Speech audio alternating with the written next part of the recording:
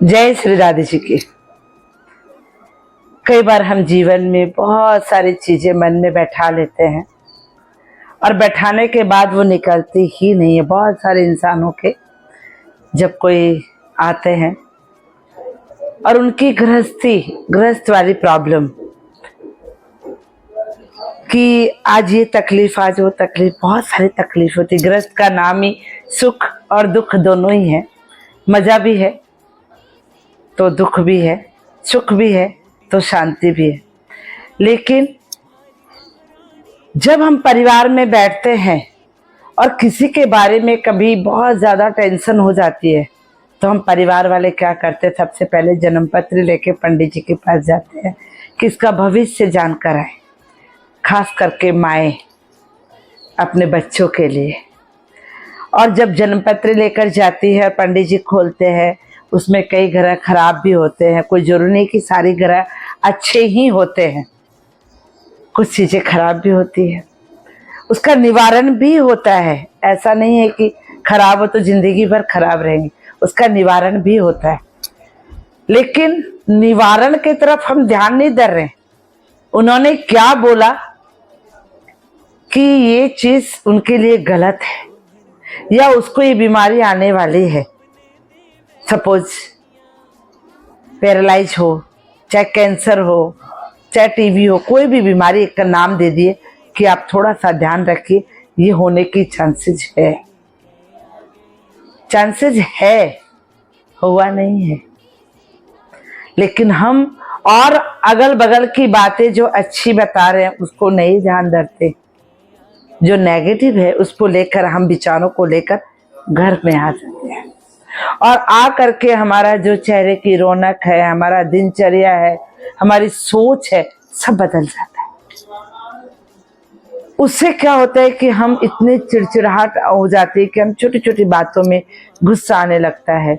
हम उसका निवारण करने की जगह हम अपने वे गलत चुन। तो हर चीज भगवान का दिया हुआ है। हमारे सोचने से यदि हो जाता तो जन्म पत्र हम लिख लेते।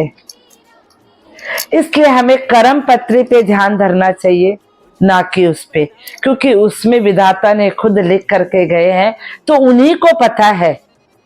ठीक है, किसी ग्रह की पूजा करानी हमें कराना चाहिए क्योंकि दर्पण है वो। मैं मानती हूँ कि जन्म पत्री, पितरों का आगमन, पितरों की पूजा, यह सब चीज बहुत जरूरी है। सुबह की सूर्य नमस्कार या सूर्य को जल देना, शाम को तुलसा जी को दीपक करना, हर चीज अपने समय पे होना बहुत जरूरी है।